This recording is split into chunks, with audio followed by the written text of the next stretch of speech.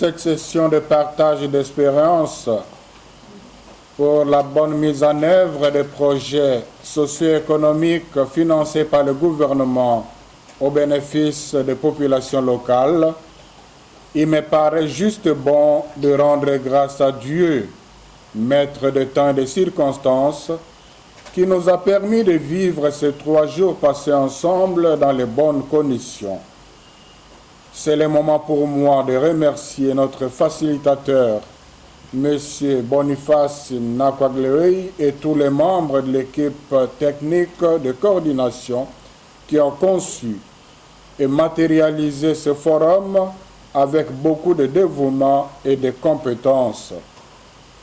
Notre gratitude s'adresse aussi aux conférenciers qui ont su, en si peu de temps, donner les enseignements et faire les recommandations utiles pour la bonne mise en œuvre des projets socio-économiques dont il est question.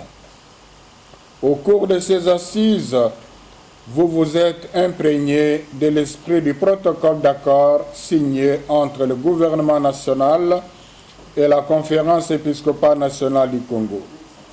Vous avez reçu des informations utiles pour un bon management de projet, les procédures de gestion et l'établissement des rapports narratifs et financiers. Vous avez suffisamment échangé sur les différents projets créés dans le domaine de l'éducation et de l'école. En effet, parmi les 48 projets proposés par le diocèse, nous notons que 35 projets sont consacrés à la construction, à la réhabilitation et à l'équipement des écoles et des centres de formation. 28 projets sont consacrés à la construction, à la réhabilitation, à l'équipement des centres hospitaliers. Sont consacrés à l'approvisionnement en eau potable. Vous rentrerez donc chez vous bien préparés et il en va de la réputation de l'Église Famille du Mieux. Et j'ai surtout beaucoup apprécié la recommandation d'avoir un... Je suivis avec satisfaction. Vous inquiétez de ce que le gouvernement attend de la Sainte-Cour. Bien exécuté, c'est une bonne partie de notre peuple bien servi pour la gloire de Dieu, à qui est dédié le bâtiment qui nous abrite pour le bien de ses enfants. Questions-réponses.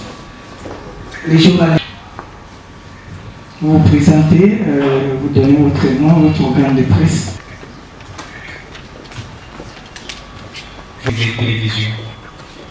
Aujourd'hui, il y a le projet qui est mis en œuvre en connivence avec le gouvernement, tandis que le gouvernement, lui, qu'il y aura la concurrence au niveau de la marché, au niveau du marché territoire.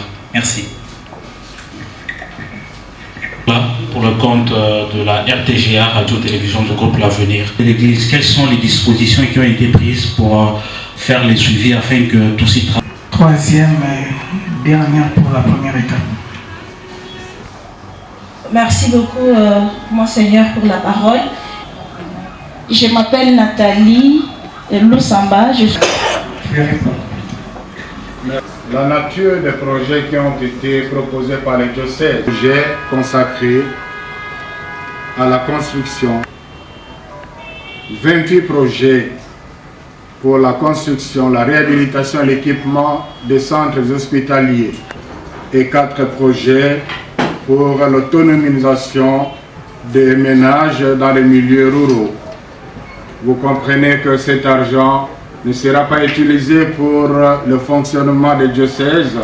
Cet argent n'est pas l'argent de poche donné aux évêques pour soi-disant le corrompre, comme certains parmi vous de mauvaise foi ont écrit ou relayé. Tout montre ici que c'est le peuple congolais qui est servi à travers l'Église et c'est la mission de l'Église d'être au service de l'homme, pour que l'homme vive de façon plus digne. Alors, le premier intervenant me pose la question par rapport au projet de 145 jours. Il voit une concurrence que moi je ne vois pas. Il n'y a pas de concurrence entre les projets qui vont être réalisés dans le diocèse et le projet des 45 territoires.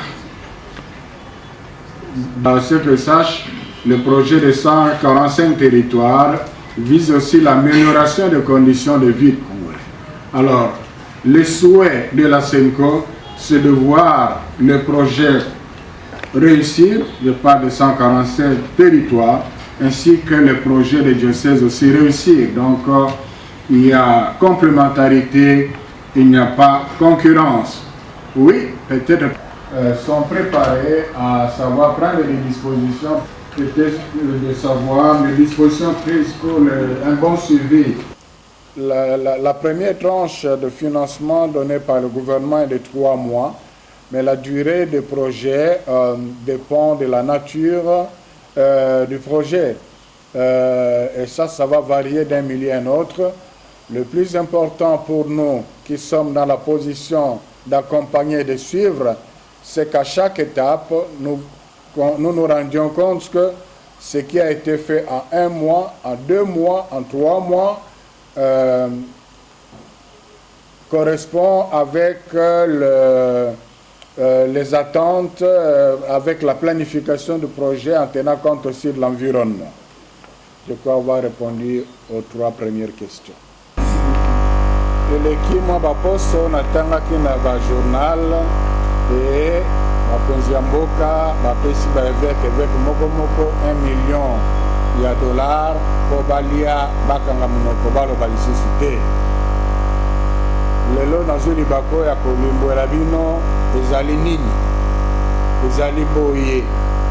Bakonzi ya mboka awa bayebi ndenge Église catholique azali organisée, awa bayebi ndenge Église catholique alukaka mosolo na ndenge na ye moko mpona kosuna bana mboka na matali éducation, santé, bapon, bongo na bongo. Alobi te na souci oyo naza na yango la politique na ngai oyo ya peuple d'abord, malamu bino mpe bocontribue. Talaka mosolo yango oyo soki bokoki kosalela yango mpo bana Congo babikela malamu. Donc mosolo wana epesami ezali te mpo badiocèse efonctionne na yango, ezali te mpo baévêque batia yango na poche, mais epesami mpo te esalela bana ya Congo. Osalela bana ya Congo ndenge nini? Awa tosangani awa ezali barepresentant ya badiocèse nyonso ya Congo nde bazali awa bayoki sango wana diocèse na diocèse aye mpe na projet na ye. Awa tosangisi baprojet, tomoni te 35 projet ezali mpona kotonga kobongisa mpe koekipe baekole na bacentre ya formation. 28 projet ezali mpona kotonga koréhabilite mpe koekipe bahôpital, bacentre de santé, construction bamateriel bongo na bongo.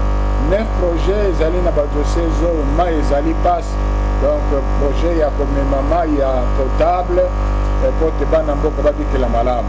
4 projets ezali mpona kosalisa baménage financièrement mpo bayeba ndenge ya kobika malamu na bamilieu ruraux. Donc eza kolakisa polele te ezali mbongo oyo Église catholique azwi na l'État mpe akozongisa yango bakolo nango ezali population. Alors nakanisi ezali likambo ya corruption te, ezali likambo ya zuwa te, parce que Église catholique azelaki mbongo ya gouvernement te mpo yasala oyo amesani kosala. Le Seigneur peut kozala juste na jugement na biso. Rendez grâce au Seigneur car il est bon. Eshima, votre magazine qui bat au rythme de l'actualité. Une réponse à vos besoins en information, un éclairage dans divers domaines. Impartial, documenté, instructif. Eshima, au cœur de l'info.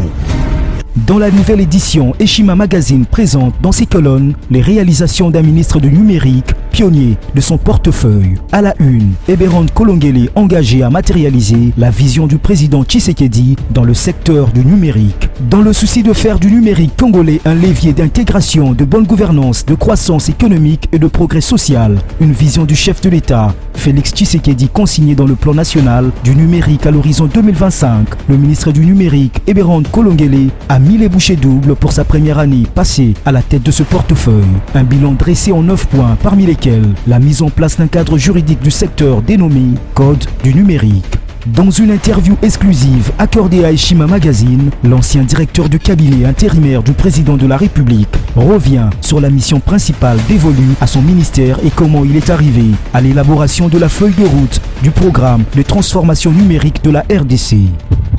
Autre titre à découvrir, mobilisation de recettes, DGI, Barnabé Mouakadi, 2 ans de pic inédit. Le 16 juin 2022, le directeur général des impôts Barnabé Mouakadi Mwamba a totalisé 2 ans à la tête de la DGI. Sous sa direction, la mobilisation de recettes a atteint des pics jamais réalisés pendant les 24 derniers mois. Une courbe ascendante quasi permanente malgré le contexte difficile lié notamment à la pandémie de Covid-19. Autre performance à découvrir dans Eshima, c'est le 2 ans d'une lutte sans merci engagée par l'IGF contre le détournement des deniers publics. Découvrez un résumé des actions menées par l'équipe de Jules Alinguete et Victor Batoubenga ces 2 dernières années, conformément à la vision du président de la République, Félix-Antoine Tshisekedi. Ce qui a conduit à la réduction sensible des détournements en masse opérés par les prédateurs des finances de l'État. À lire également, élection 2023, Denis Kadima va corriger les erreurs du passé. À 1 année et demie des nouveaux scrutins en République démocratique du Congo, l'équipe de la CENI dirigée par Denis Kadima s'emploie à perfectionner les opérations électorales afin de corriger les erreurs du passé et changer l'image de cette institution. Eshima Magazine, un nouveau standard d'information.